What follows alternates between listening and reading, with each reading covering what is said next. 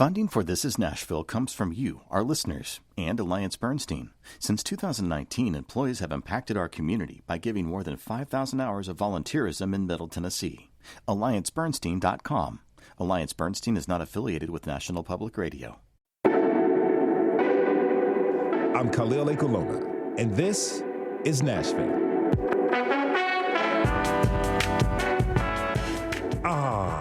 The holidays. A season full of parties, gatherings, and seemingly constant events. Now, don't get me wrong, it is a great time to hang out with friends and family. But with all the moving around, things can get a little hectic. I'm sure some of you have a list as long as Santa's detailing the drama that can surround the holiday season. Where do you turn when you need to relax? How can you be centered during this time of catalyzing activity? Well, practices like yoga and Tai Chi can help you find inner peace while you sport an ugly sweater. We're kicking off today's show talking about Tai Chi with Peter Hodes, a Music City native and local Tai Chi teacher who offers classes weekday mornings at a studio in Belmead, as well as regularly in many elder care facilities and community spaces around town. Last week, This Is Nashville producer Katherine Ceicys joined one of his classes. Let's take a listen. Morning. So, what can I answer before you get started today? I get new people in all the time, so this is very regular to have somebody new.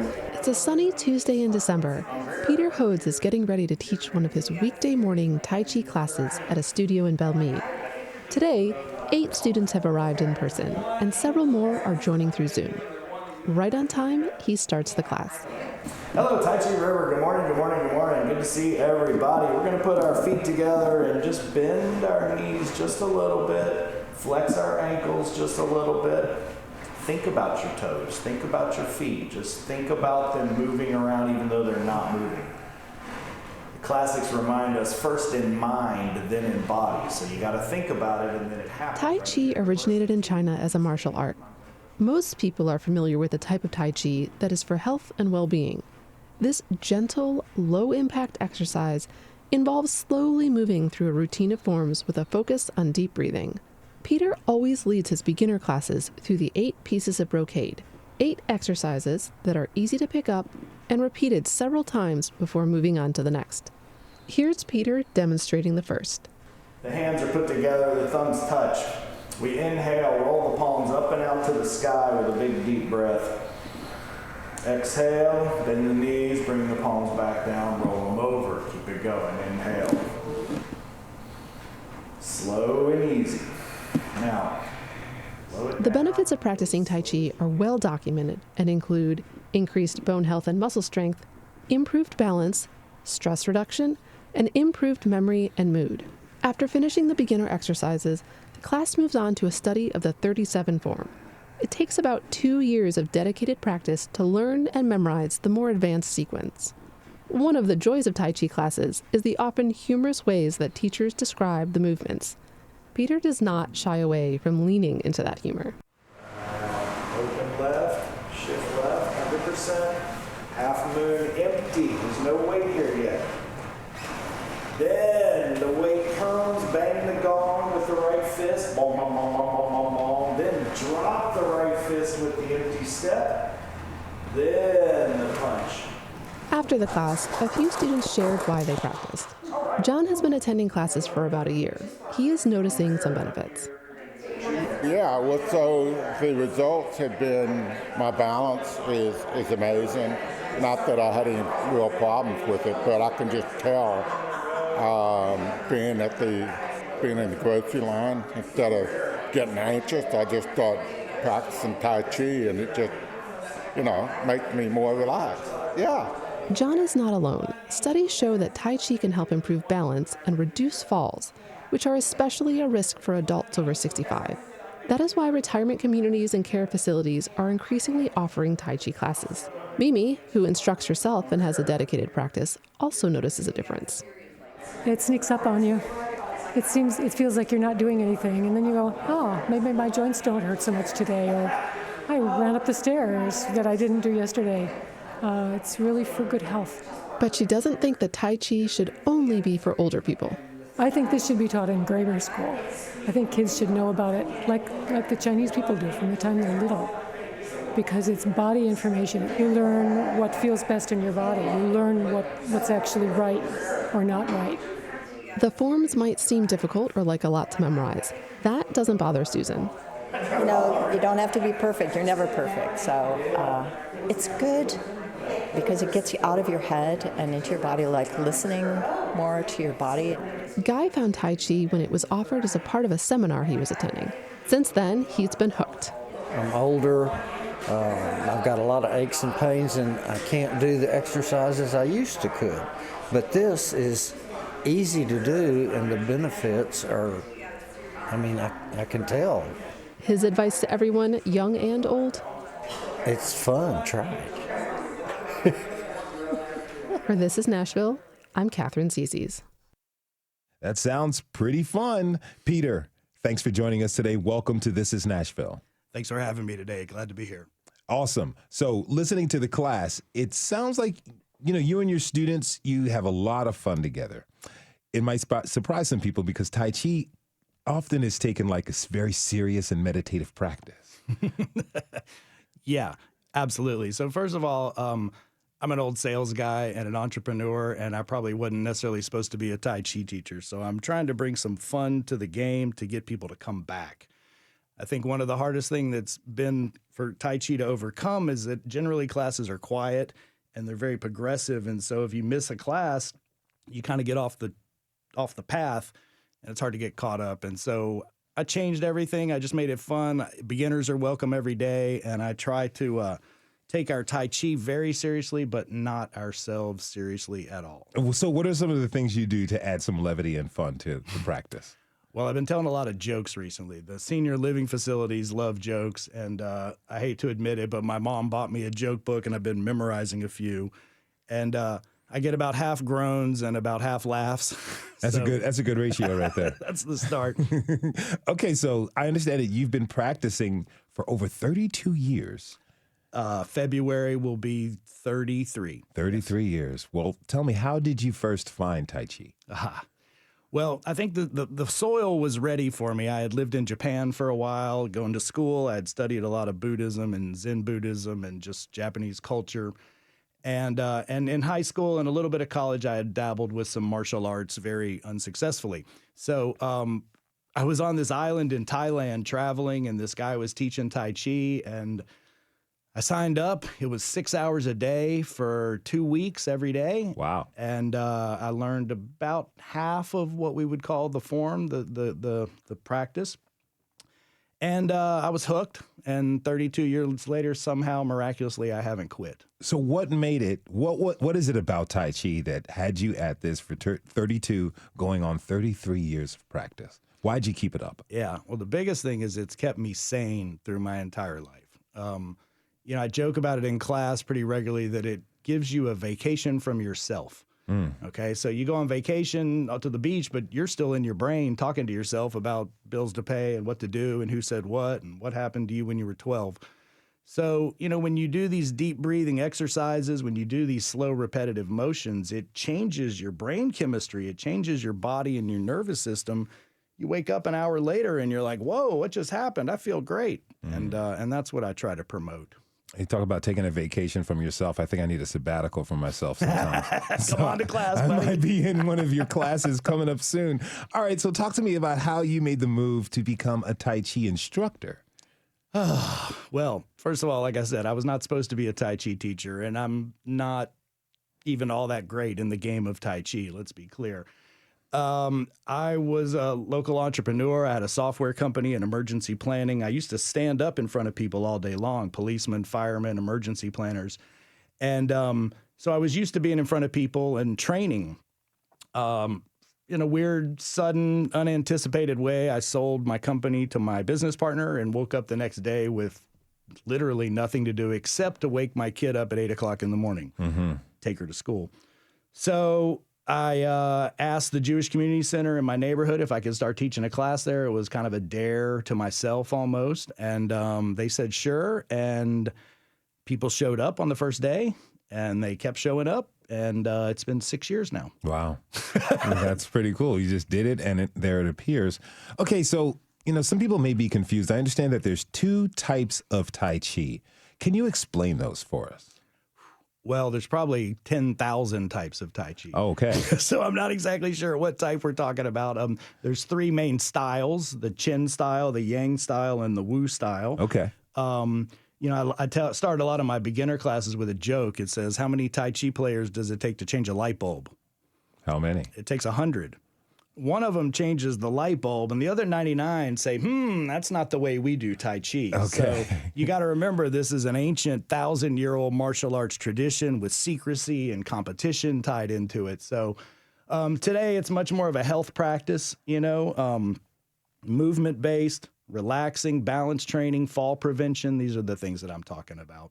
So talk to me a little bit more about how the practice is really good for preventative health. A lot of folks, if you see Tai Chi being practiced, it's a lot of older people, members of the elder community practicing it. How does it benefit them? And also, how can it benefit younger participants as well? Sure.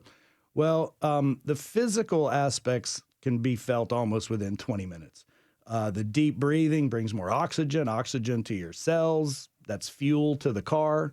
Right? Your lymph nodes and your lymphatic system is being pumped as you move. So there's a lot of sort of anatomy and science behind the medicine ideas. There's tons of medical research coming out now about Tai Chi and everything: arthritis, osteoporosis, dementia, Parkinson's, Alzheimer's, the list goes on. And basically you just kind of clean your body out. They call it an inner washing. So just like you wash your car, wash your clothes, wash your dishes, we're moving around, we're washing our heart, we're washing our lungs, we're washing our cells on a cellular level. So I think the health benefits are, do it for 20 minutes, you'll feel better. That's all I can say. Is there a particular time of day where it's best to engage in the practice? Great question, sir. So the classics tell us, do Tai Chi in the morning, do Tai Chi in the evening. So the main goal would be to wake up and pretty much when your feet hit the ground before your morning ablutions, whatever that is exactly, we're supposed to do about 15 minutes. And then right before you go to bed, pretty much the last thing you do before your feet leave the ground would be another 15 minutes. And that would be every day for the rest of your life. That's all you need. That's not hard. That's not that Half hard. hour.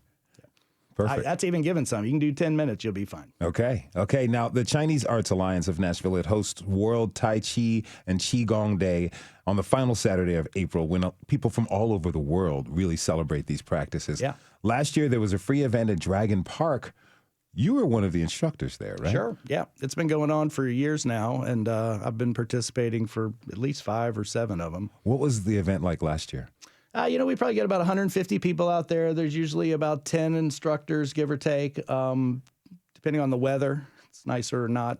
And, for about an hour or two, each instructor for about 10 minutes will lead something and present something, and everybody just kind of moves together and talks, has a good time, and then moves on our merry way. Sounds like a really pleasant time.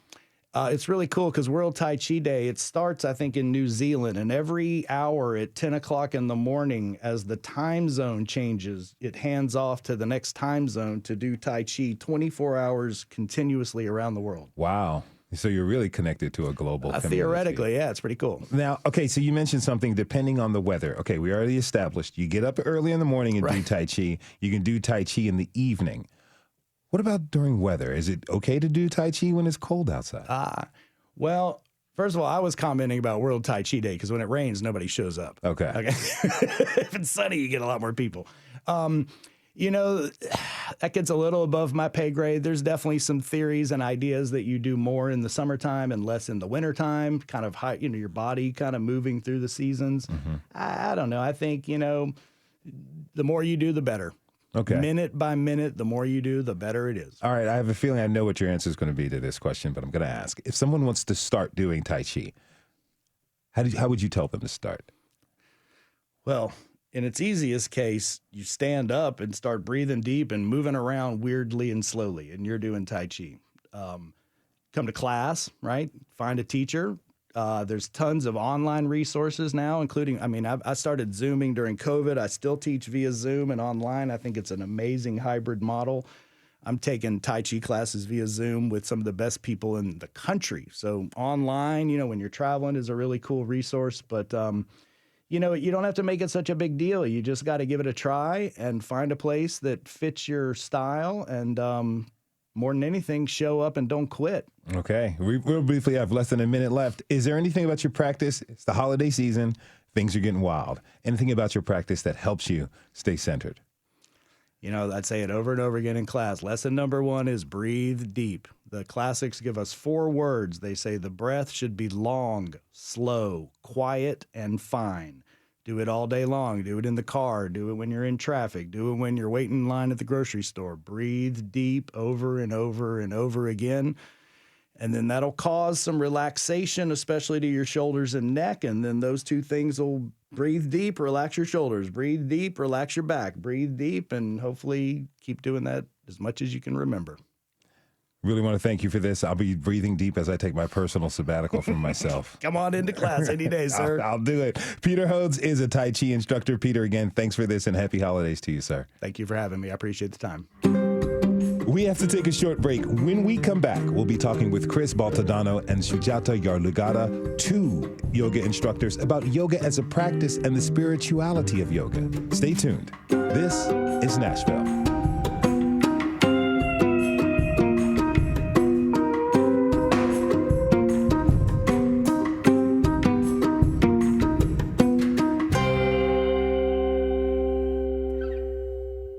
Funding for This Is Nashville comes from you, our listeners, and Music City Prep Clinic, Nashville-based provider for PrEP, and offering comprehensive sexual health services in an environment designed to be safe, professional, and shame-free.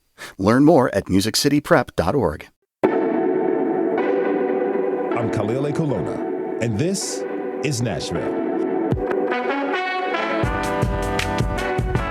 Chances are that you or someone you know practices yoga. For some, the practice is about achieving a level of physical fitness. For others, it's about centering themselves to reach a balance of mind, body, and spirit. My next 2 guests are here to talk about how the practice of yoga has helped them in life. Joining us now are Sujatha Yarlagadda, a yoga instructor and yoga therapist who is involved with yoga research studies at Vanderbilt, and Chris Baltodano, founder, owner, and yoga instructor at Ola Yoga in East Nashville. Welcome to you both. Thanks for being here. Thank you. Thank you. Okay, so we're going to talk about yoga in a minute. But before we do, I want to know a little bit more about the both of you and how you got into it. Sujatha, you started with you. You know, you didn't always plan on becoming a yoga instructor. In fact, you were kind of headed toward a different path from what I understand. Can you tell me how you found your way to yoga? Okay, I have a master's in computer science. And when I moved to Nashville, I was going to do my PhD at Vanderbilt. And raising 2 kids, I had to choose between raising my kids or my profession. I gave up that because it was challenging. So then I was searching for something where there is meaning. Meanwhile, I was also reading scriptures. And I ended up at yoga class at our temple. Mm-hmm. I just in March 1999. I just loved it. After 3 months, I felt that connection with myself, what I read in the scriptures. And then I said, this is my calling. I'm going to take this yogic path. So it was That's how I went. A very spiritual experience for you. Yes. It's interesting because you chose between raising your children and this career you had set for yourself. Yes. Right? I'm sure you had certain emotions surrounding that when you had to make that choice. Yeah, it was tough. It was, the ego was talking to me. I go, oh, how come I have to give up this, my education, and go towards yoga? But deep down, intuitively, I knew this is the path. And to this day, I don't regret about it. What specifically in the scriptures spoke to you? That you are that divine nature and you can access that. And yoga taught me to get there. Reading intellectually is different versus experiencing it within you. That's what took me into yoga. I really don't want to get too philosophical or too off track, but you're saying that reading for intellectual purposes. A lot of people do, and it enriches them. They talk about it all the time. You can go online and find that. Yes. But you're talking about an experience. That's your body, your mind, and your spirit. Yes, you're integrating your body, mind, and spirit using the breath as a tool. That's what sustains us. And breath, we take it as for granted. Breath is nothing but the soul's companion. The day we don't breathe, the soul leaves the body. Mm-hmm. So that's why it's very important. It is integrated with the breath, so you calm the mind and you go into that stillness, move into that stillness where you experience, who am I here? Where there are no labels, no names, no noise, nothing. That is beautiful. Yes. Now, Chris, you also have an interesting journey into yoga. How did you actually end up opening a studio up here in Nashville? So my journey to yoga really started as an athletic endeavor. I think like a lot of folks, I was really interested in the physical aspects of the practice. And it evolved over time and very much got connected to this idea of breath and spirit. And when I moved to Nashville in 2018, I was not able to easily find in my neighborhood a studio that had that same ethos as the basis of the yoga teaching. So a lot of it was very focused on fitness and athleticism, which is a wonderful aspect of the practice, but I wanted something a little deeper, more enriching. And I think I've just always been one of those people that if it's not being done, then I'm just going to like take charge and do it. Definitely always did the group projects in school. Okay. So I think I just thought I can do this because I came from a corporate background. I thought that would help me a lot. In ways it has, but nothing really prepares you for owning a small business. Mm-hmm. Now, yoga is this practice that developed in India and has spread quickly around the world. And I think a common perception of yoga is here in the States is that it's exercise. It focuses on flexibility and usually ends with meditation. We kind of throw that off to the side a little bit as a cherry on top of the experience of engaging in a yoga session. There are also people who think that it's a religion or that you can only practice true yoga in India or if you are Hindu.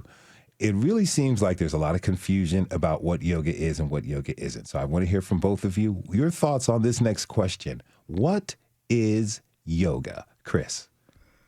Yoga is about liberation. And I think that's something that all of us can collectively understand, regardless of what religion you practice or your nationality or anything like that. It's a practice meant to alleviate suffering. So for some folks, that might be very spiritual. It might evoke religious aspects for them, but I see yoga as a spiritual practice, and certainly there is a physical component, and that's a way we can get in touch with that mind, body, soul connection. But to me, it is about moving away from suffering, away from these. We tend to anchor ourselves in these identities that are so external, and yoga teaches us to turn more inward and detach from some of those external anchors. So for me, yoga is about freedom. Sujatha? Yes. So yoga is a practice, just like Chris mentioned. It is not a religion. It is holistic. It is disciplining at mental, at the personal level, at the social level, doing the postures, because we have a body, it's like a vehicle, and doing the breathing practices, relaxing the body, and follow the other 3 steps towards meditation to find yourself, who you truly are. So it incorporates the discipline at the physical, emotional, mental, and spiritual levels. That's what yoga is. Has nothing to do to be a Hindu, to be in India. And anybody can practice. And it only intensifies their faith when they practice. Yes, that's the beauty of the practice. What you all are talking about is something so authentic to just existing as a human, right? And the things that feed us. But here in the United States, I'm not really dogging any companies, but yoga is definitely a multi-billion-dollar business. Of course. And it's been taken over by this commodity right now. And what you all are saying is this is something that is for all humans. It's absolutely free. And it's something that we can practice and pull ourselves out. I wonder, like when you look at the yoga industry here in the country now? Like, what comes across your mind, Sujatha? Here it's promoted at the physical level, unfortunately. But everybody needs that physical, that's the beginning to get into yoga. But from there, every practitioner, depending upon where they are in their own evolution, they can move forward into their practice and find the philosophy behind it, learn about it, experience it. That's the whole purpose of what yoga is. Mm-hmm. Mm-hmm. Chris? Yeah, I think if you were just to Google yoga right now, I think all of the photos would be pretty homogeneous. It would be yoga pants and usually thin people, usually white women. And so I think it's so important that we talk about yoga and teach yoga and include, as you said, it's a practice really of being human. So yes, this country certainly has made yoga look like it's meant for one demographic only, and it's really, really for everybody. Now, you really include a lot of inclusive just practices in your studio at all. Can you talk to me a little bit more about that?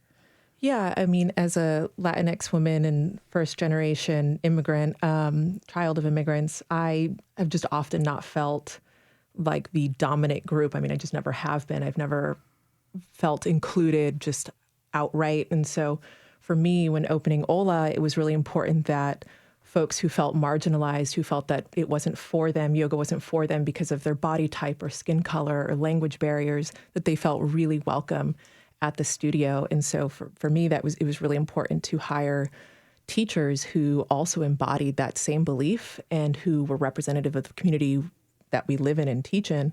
And so hiring diverse teachers of all kinds, it's really a hallmark of who we are at Ola. If you're just tuning in, this is Nashville, and I'm your host, Khalil Kalona. We're talking this hour about the practice of yoga and how it can help you center yourself during the busy holiday season and any day of the year. My guests are Sujatha Yarlagadda and Chris Boltadano. I really appreciate you both being here. Now, Chris, you were talking about the inclusivity that you really have at Ola, and you talked about your instructors.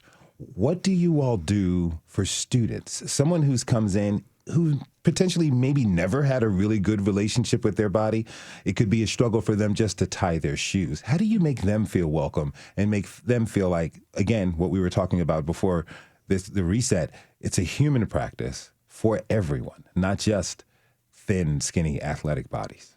First things first, it's really about, as soon as people walk into our doors, is greeting them with sincere eye contact, name recognition, and a smile, because we want to acknowledge how, if you're not part of that dominant group, even entering a space where you don't feel you belong takes so much energy and effort. So really creating a warm environment is really important for everybody who walks in. Beyond that, once you're in the class, our teachers are really great about using invitational language, about using a wide range of all levels practices. So we give so many options. Not everybody can or wants to do some of these more advanced physical practices and shapes. So we usually offer, like, this is your practice, what feels good in your body. And that idea of being really intuitive in the way that you move is very important. It's a skill that we want to teach in yoga. So there's no right way or perfect way. As long as folks are feeling good and breathing and they feel empowered in the way that they move, that's the core of our classes. Come one, come all. Yes, absolutely. Right. Now, Sujatha, you are a yoga instructor and a yoga therapist, but you're also involved in teaching, what is this, oncology patients yoga as a part of a medical research study at Vanderbilt. Tell me about that. Yes. So the concept for the patients is they have physical problems, emotional problems, mental problems, as well as they're not connected to the spirit. Yoga encompasses all those aspects, which helps them to conquer all the difficulties that they go through because they identify themselves with their disease. They become that cancer. Mm-hmm. You teach them to disidentify and teach them you are something profound. You can heal yourself doing these yoga practices. Have you noticed any just difference in the presence of some of the people you've been working with? Yeah, I mean, I worked with the patients on a study, about 40 patients, which was funded by NCI, National Cancer Institute, and they were remarkably very, very happy. In the beginning, when they walked into the room, they were kind of skeptical because everybody has the idea that yoga is for women who are slim, just like Chris was mentioning. But when they walked in, it was very welcoming for them. And then I gave them a description of what is expected from them, what is that they need to work towards, which they did, and they benefited, and they were very, very thankful. It was a very rewarding experience. That really sounds wonderful. And just, being in the presence of you both, I feel much calmer already, And as we're thinking about this, it's the holiday season, and a lot of people are going to be running around. They want to enjoy this time of year, but it's hard for them to, for a litany of reasons, professional, personal, spiritual, potentially. How can someone use this practice, a beginner, a neophyte, or to someone who is very practiced at it but may have kind of lost their way a little bit? How can they use their practice during this time of year to help them center as they kind of clear through the holidays and prepare themselves for next year? Sujatha? So they can get on the yoga mat. If they cannot, they can sit on a chair. Just close their eyes, get themselves to the center. Just listen to how they're carrying their body. Any tension, whether it's in the neck, shoulders, torso, or the legs, wherever, and start letting go, releasing, and check with their emotion at their emotional level, mental level, and how they're breathing. And slowly they'll start going in, and then work on their breath work, their breathing. So that helps them calm them down. Can you give us like a quick breathing example? Yes, it's a slow, smooth, deep abdominal breathing. It'll regulate their parasympathetic nervous system, so it brings them to rest, digest, renew mode rather than on the flight, fight, freeze mode the world is living on. Yes, I understand. All right, now, Chris, what would you tell someone who's really interested in trying yoga or who's getting back into it for the new year, but they don't know what type of yoga or class to start with? How would you advise them? I would advise them to go to, there's so many wonderful studios in the city, including Ola, that offer more gentle flows that are really targeted, not necessarily just at beginners, but you move slower. So slow flow classes, restorative classes, meditation classes, yin classes, all of these classes, the pace is designed so that folks can really take their time and move in ways that are really thoughtful. So if you don't know like the language or the terminology that we use in a yoga class, there's a lot more space to really let that stuff integrate. And so I think those practices are really wonderful if you're thinking of going into a studio. But I really echo the sentiment, too, that you don't have to go to a studio to practice yoga, and you can really just start 5-10 minutes, closing your eyes, finding some stillness, finding some quiet, and listening to your breath. If you are ready for a studio, I definitely think checking out those classes that are targeted more towards beginners or just move at a slower pace. And honestly, really advanced practitioners go to those too because they just enjoy them so much. Let me ask both of you, thumbs up or thumbs down on hot yoga? I'm a thumbs up. Thumbs up? Neutral. Neutral. Okay. Spoken like a yogi. I understand. I really appreciate you both being here. I want to thank my guests, Sujatha Yarlagadda. She is a yoga instructor and yoga therapist who's involved with yoga research studies at Vanderbilt, and Chris Baltadono. She is the founder and owner and yoga instructor at Ola Yoga in East Nashville. And if you're interested in trying any yoga, but there's a financial barrier that might be keeping you going to class, make sure to check out the membership scholarships that Ola offers. Really, both of you, thank you so much. Happy holidays to you. Thank you. Glad to be here. Thank you. It's a pleasure. We've got to take a short break. When we come back, we're turning our attention to meditation, including a guided sound meditation right here in the studio. Stay tuned. And you can always join the conversation by tweeting us at This Is Nashville. We'll be right back.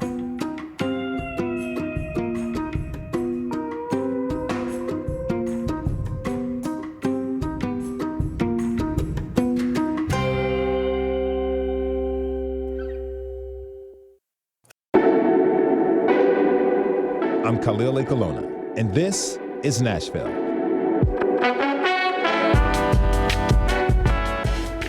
Today, we're talking with local practitioners about their own Tai Chi, yoga, and meditation practices, and how anyone can take a step towards practicing themselves. We're now turning to meditation. We're joined by JoJo Jackson, a yoga teacher who leads sound meditation sessions called Sound Baths. JoJo, thanks for being here. Welcome to This is Nashville. Thank you. I'm happy to be here. Happy to have you here with us. Okay, so a little bit later on, JoJo is going to lead us in sound meditation, but before we get there, we're going to cover some basics. Can you tell us, what is meditation, and does it always involve, the stoic posture of sitting still, legs crossed with our eyes closed? Yes. So meditation is a practice that is about finding stillness and turning inward. You can do meditation in the kind of upright, classic posture that we might think of. And you can also do meditation laying down. There's different types of meditation, such as yoga nidra, which is a type of sleep meditation. There's classic, upright seated meditation practices. There's music meditation, sound meditation, like I'm going to demonstrate here. And there's even different meditations that you can do walking or staring up at the stars. So there's all sorts of ways that you can practice meditation that you can find that fits you, There's a few things you mentioned there that really piqued my interest. Number one, sleep meditation. If so, sign me up. Now, you also mentioned a walking meditation, and that kind of reminds me of when I was a younger adult living in Los Angeles. I would go out. My sister and I had this practice when we lived separately. We'd go out for the day, and we wouldn't speak until we were spoken to by somebody. Somebody says hello or whatever. That's when we would open up. And sometimes you could go hours just walking before someone says something to you. And we kind of called it our walking meditation. Is that kind of the essence? Maybe not the strict not talking to someone, but just kind of being conscious and going out there. Yeah, I would say that does capture an essence. And that's interesting that you and your sister kind of intuitively included this aspect of silence. That's also a meditation on silence, oftentimes called like vipassana meditations. People go to like silent meditation retreats. But I find that's really interesting that you and your sister kind of did that intuitively, just maintain this silence and this intentional walking and moving forward and witnessing until someone might break that silence, But yeah, walking meditation, that's something that I love to do. And I love to go out in nature and just listen to the world bathing me in the sounds of nature and having intentional time to feel the ground beneath me and turning outward and experiencing the outer world. Also kind of experience your own inner awe that way too. Now, can you tell us what are some of the documented benefits of meditation? Yeah, absolutely. Meditation, there's so much research going into meditation right now. So meditation is like a conscious interoception. And that word interoception, it's not a common word. It's okay if nobody's heard of it. What it means is it's being consciously aware of your inner state of being. So we're always in this state of interoceptive awareness. Our nervous system, our brain is connected to our body. And there's nerves that run from our brain to our body. And then there's also nerves that go from our body to our brain, right? And tell our brain what's going on in the body. So through this act of interoception, which is just a natural thing that our bodies do, we can start to kind of tap into the subtle processes of our nervous system and notice that there's a choice that we can go into kind of reactionary response of stress or habits or whatever habitual patterning that we might have, or we can slow things down and find that clarity, that inner space and make a difference in our lives, try something different. Something that I think is really fascinating about meditation is when talking about this interoception, it's a neural network, right? So, and it's the same neural network that supports empathy and supports compassion, and it supports meditation. So I just think that that's really something that I find really interesting, that all these things that meditation does, it also supports this development of compassion and loving kindness and connection to others too, through connecting to yourself. That's really intriguing. And, what you're saying, interoception feels like if we look at self-care, I consider that kind of like a Dixie cup. But interoception is more like the ocean, deep and much more vast. Self-care helps us get there, but it's just kind of a beginning method. Now, I want to hear a little bit about your path. You're a yoga teacher, and like all of our previous guests, you took a little bit of a different winding path to finding this practice and becoming a practitioner of Nada yoga. Tell me your journey. Yeah, sure. So, like many people here in the United States, my yoga journey started very physical. I started off practicing the Hot 26 series. So I loved the sweat, I loved the heat, I loved the physicality of it, and it made me feel really good and connected to my body.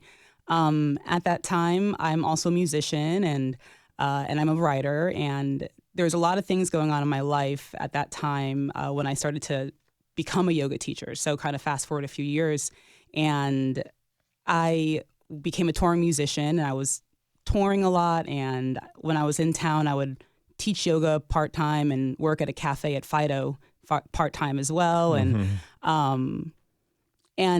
I love teaching, offering music to people. I love playing music. I've played music since I was a kid, so it's a love language for me. And when I would go out on tour, it was just, I love seeing people enjoying the show and, seeing people having a good time. But man, everyone was just getting really drunk.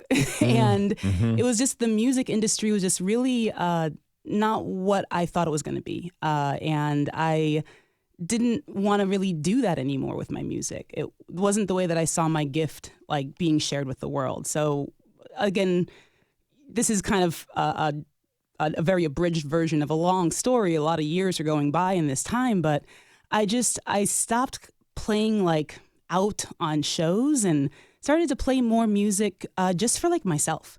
And started to kind of remove myself from being in the, at the venues and at the festivals and kind of doing the touring musician life, and started to really humbly start practicing sound meditation. And I didn't really know that's what it was. I didn't know that I was doing like this, tapping into this thing called Nad Yoga, but like I just really wanted to shift how I was playing music and what it was doing to me, because I wasn't feeling positive and happy and healthy and fulfilled with like how my music was going. So I just bought a sound bowl one day, and it was the first time I was ever able to make a singing bowl actually sing, and it was really magical to me. So it just kind of started with like this one little sound bowl that I still have with me. I love it. And now it's this whole practice that I do that that is just a really big part of like my own personal practice. Is a big part of just who I am as a person, as a creative person. And it's a big part of my yoga practice. So I feel like it makes me experience this thing, and it's like my lifestyle, and it's always been who I am. So it's just, I don't know, I just feel like it's getting all the check marks for me. And I love sharing this practice with everyone. It's intriguing that you didn't know that what you were doing. Is it Nada yoga or Nad yoga? Well, Nada, Nada, but okay. Some of my teachers are from India, and when you pronounce things, sometimes that A can get dropped off. I can't really explain it much better than that. I got you. Okay, so Nad yoga, you didn't know that you were practicing it, but you intuited something that you needed from, changing of your experience. Therefore, you start doing it. It's kind of similar to how my sister and I just chose to go in silence and things. That kind of feels like your spirit was leading you to the path that you're on. Yeah, I really do. I feel really that I'm on this for something greater than just myself, So I believe wholeheartedly, and I love learning about, I'm in a grad school program for yoga therapy, and we learn a lot about the evidence base for yoga and meditation and all these techniques. So it's just really cool to not only have like this really deep personal connection, spiritual connection to what I do, but then as a professional practice, how there's so much research and evidence to support these ancient traditions that people have just known for thousands of years through, study and observation, the same tools that we use today to understand like, phenomenon of the known world. Now, if you're just tuning in, this is Nashville, and I'm your host, Khalil Ekalona. We're talking this hour about the art of centering yourself with yoga instructor and sound meditation leader, JoJo Jackson. You can share your comments with us at This Is Nashville. Now, we talked a little bit about breath focus earlier with some of our guests. What role does breath work play in your personal practice? Is it called pranayama? How does it play out? Yeah. The breath is so important. And, as a yoga teacher, as a Nad yoga practitioner, the breath is also imbued in sound as well. And I don't want to get too far off into the philosophical end of all this practice, but let's just say that the breath itself is always singing a song, and it's the natural mantra. And every inhale, the breath sings the mantra so, meaning I am that. And then every exhale, the breath sings the mantra hum, which is that am I. So just like the inhale turns into the exhale and the exhale turns to the inhale, so turns to hum and hums turns to sa. So Can we do a little? Yeah, we All can. right. Absolutely. Yeah. Okay. So you can just turn inward a little bit and just maybe rest your hands on your heart and hear your breath breathing and hear your heart beating within, and just notice that natural play of how the heart beats along to the rhythm of the breath breathing. And just listening deeply to the sound of your heart beating, to the rhythm of your breath breathing. Listening to that inner mantra, that natural song of the breath. On every inhale, hear how the breath subtly sings, so. On every exhale, hear how the breath sings, hum. So, hum, hum, sa. I am that am I. The breath sings this and reminds each and every person of their own unique oneness and of our collective togetherness, our unity. Wonderful. Thank you for that. Now, I want to, before we get to a demonstration, I do want to find out what happens during sound bath meditation. Talk to us about that. Sure, yeah. So sound bath meditation, there's different types. And what I practice is through what I learn and study with Nad Yoga and my life as a musician. So my practice and style of sound meditation might be different than some of my colleagues and other sound practitioners here in Nashville. So just like yoga practices, how there's a lot of different types of yoga practices, there's a lot of different types of sound meditation practices. So this is just one, and this is the way that I do it. So whenever I'm leading kind of a sound meditation, I like to prepare everyone first, because we're tapping into one of the five senses, and there's a lot of, well, no pun intended, there's a lot of noise that we got to get through our sense of hearing, right? So we kind of have to like work from the outside and come in. So I always like to do some pre-practice, and it's a type of like five senses withdrawal technique called pratyahara. And from there, we kind of go into like some like psychic breath work, as I like to call it. It's pranayama, but we're not physically controlling the breath. We're just starting to tap into like that really subtle awareness. And then from there, I just kind of let the sound blossom open. I always lead my sound practice with a mantra, like what we just did, the so hum mantra of the breath. I always use a simple mantra like that when I lead sound meditations to better help the mind entrain to what's happening. And this idea of entrainment is kind of like the way that when sound waves are maybe competing, how eventually those sound waves naturally come to a harmonious kind of resonance. So our brains and our bodies do that as well. So when we use the mantra, the whole purpose of that is to help entrain the mind into like a certain frequency, you know? So this all then works together to kind of guide that person to have their own inner experience with that, however that their mind's entrained with that mantra and the sound. You're going to give us a demonstration now, right? Yeah. We're going to do it for a little bit. What we're going to do is it's just going to be a simple listening meditation and just allowing yourself to connect deeply to your sense of hearing and listening to the instrument that's going to be playing. It's an Indian instrument called a tanbura. Yeah, so just listening deeply. All right, here we go.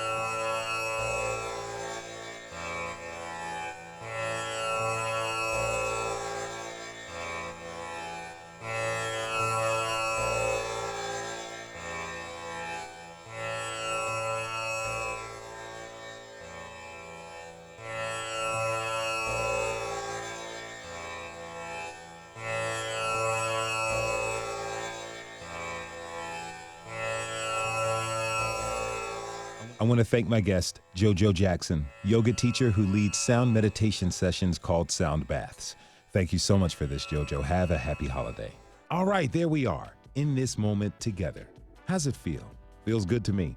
We really hope you enjoyed the show. We're going to take a quick holiday break, but we'll be back in January with new shows. And as always, we're ready to jump on the topics and bring new voices here to share with you. Have a warm holiday season and Happy New Year, y'all. We're going to see you in 2025.